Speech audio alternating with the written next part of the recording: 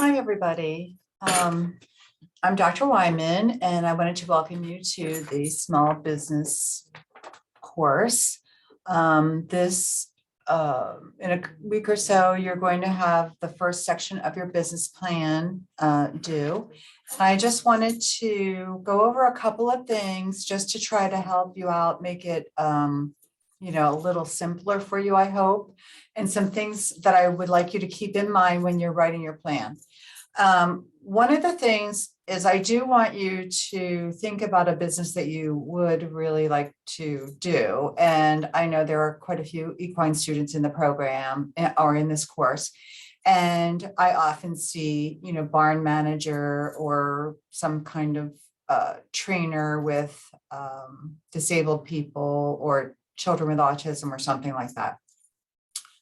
So one thing that for those people and everybody else, the main thing is just keep it simple. Really stay focused, pick one thing.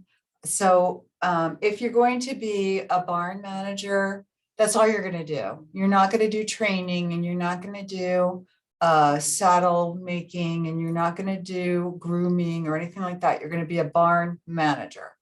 If, for example, you wanted to open, say, a men's clothing store, you're going to focus on one thing, such as you're going to open a big and tall shop, right? So think about, you're going to have clothing for big and tall men. That's one thing. It's not all this other little stuff. So that's the main thing. Keep it simple and focused.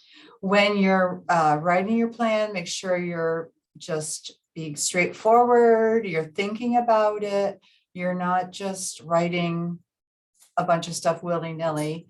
Make sure that you're going back and reviewing and looking at everything that you're putting on. So the first thing that you're going to have is the cover page for your business plan.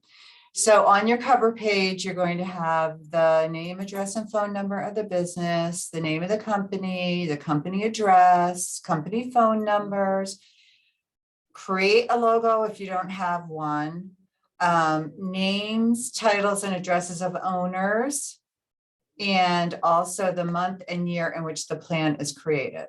So this is in your plan outline. It's just, so that part is pretty straightforward, right? But I wanted to talk to you mostly about section 4, which is also going to be due at the same time section 1 is due.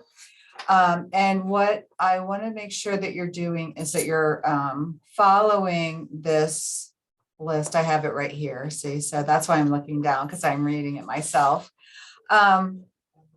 One thing that I want to talk to you about are the vision and mission statements. A vision statement always, always, always comes before the mission statement. I've given you links to go to see what vision statements are about and what mission statements are about. A vision is something very broad, and it's usually one sentence. So it's something like to be the best producer of chocolate cakes in North Carolina, right? We'll say that. So that's very broad, right? There's nothing specific about it, except that you want to make chocolate cakes, right? So that would be a vision, right? You're going to be the best chocolate cake maker in North Carolina. That's your vision. So your mission is, how are you going to make that happen, right? How are you going to make that vision come to fruition? So the mission are the steps you're going to take to meet that vision. So for example, you're going to say something along the lines of the mission of the bakery is to use the best ingredients available, using a well-known recipe that my great-great-grandmother passed down to me, opening an online part of it. So something, whatever your steps would be to make your vision come true is what the mission is about. Now, you're only going to have, you can have more than one sentence in your mission, but or you could list it also. You could do like 1, 2, 3, 4. But you don't want to have more than like 3 or 4 steps because you want to keep it simple. So try to, bring it down to 3 or 4 items, but you could list it as 1, 2, 3, 4. Then the SMART goals. This is another place where students have trouble. I have a video out there that I prepared about SMART goals. And one of the things, and there's also some other links here to get you information about SMART goals. The thing to remember is each goal, you're going to have 3 or 4 goals. Each goal must be SMART. Each goal must be specific, measurable, attainable, relevant to your business, and time bound. So I have seen students write like start with S as a SMART goal, which is specific, and they'll write something specific. And then M as their second goal, and they'll write something measurable. No, each goal is specific and measurable, attainable, relevant, and time bound, each one.